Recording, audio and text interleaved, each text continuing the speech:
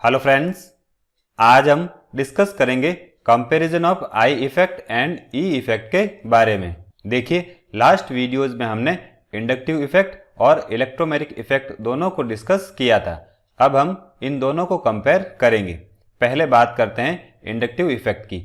देखिए, जैसा कि हमने डिस्कस किया था, इंडक्टिव इफेक्ट एक परमानेंट इफेक्ट होता है जिसमें जो शेयर्ड सिग्मा इलेक्ट्रॉन्स हैं वो मोर इलेक्ट्रोनेगेटिव एटम की तरफ शिफ्ट होते हैं। जैसे अगर हम कार्बन और हैलोजन के बीच की बॉन्ड की बात करें तो जो शेयर्ड सिग्मा इलेक्ट्रॉन्स हैं वो हैलोजन की तरफ शिफ्ट हो जाते हैं, जिससे यहाँ पर पार्शियल नेगेटिव चार्ज आता है और कार्बन पर पार्शियल पॉजिटिव चार्ज आता है। फिर अगर हम इलेक्ट्रोमैग्नेटिक इफेक्ट की बात करें तो ये एक टेम्पररी इफेक्ट होता है, मीन्स ये किसी अटैकिंग रिएजेंट की प्रेजेंस में ही होता है और इस केस में जो पाई इलेक्ट्रॉन्स हैं वो किसी एक बॉन्डेड एटम पर ट्रांसफर हो जाता है। जैसे अगर हम कार्बन कार्बन डबल बॉन्ड की बात करें तो अटैकिंग रिएजेंट की प्रेजेंस में जो पाई इलेक्ट्रॉन्स हैं वो किसी एक कार्बन पर शिफ्ट हो जाते हैं, जिससे कि एक कार्बन पर पॉजिटिव चार्ज आता है और एक कार्बन पर नेगेटिव चार्ज आता है।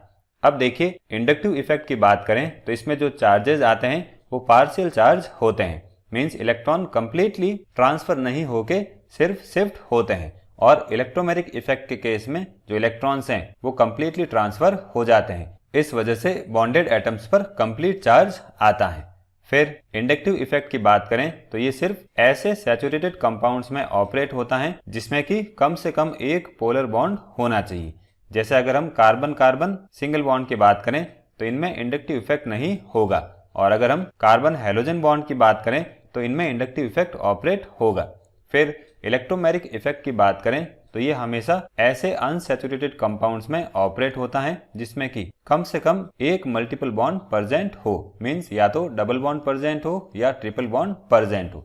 अब जो मॉलिक्यूल हैं वो पोलर भी हो सकता है और नॉन पोलर भी हो सकता है। फिर इंडक्टिव इफेक्ट की बात करें तो इसके ऑपरेशन के लिए किसी भी आउटसाइड रिएजेंट या अटैकिंग रिएजेंट की रिक्वायरमेंट नहीं होती है। और इलेक्ट्रोमैग्नेटिक इफेक्ट की बात करें तो इसके ऑपरेशन के लिए आउटसाइड रिएजेंट या अटैकिंग रिएजेंट जैसे न्यूक्लियोफाइल या इलेक्ट्रोफाइल की रिक्वायरमेंट होती है।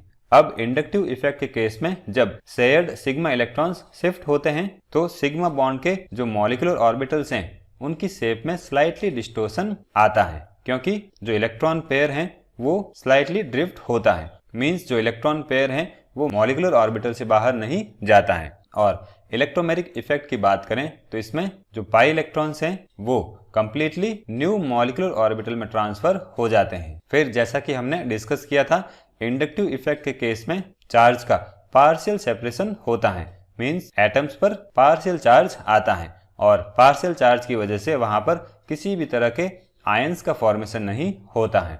फिर इलेक्ट्रोमैग्नेटिक इफेक्ट की बात करें तो इनमें इलेक्ट्रॉन्स का कंप्लीट ट्रांसफर होता है। अब ये कंप्लीट ट्रांसफर या तो रिएजेंट से सबस्ट्रेट की तरफ होता है या सबस्ट्रेट से रिएजेंट की तरफ होता है, और इसी कंप्लीट ट्रांसफर की वजह से वहां पर हमेशा आयंस का फॉर्मेशन होता है।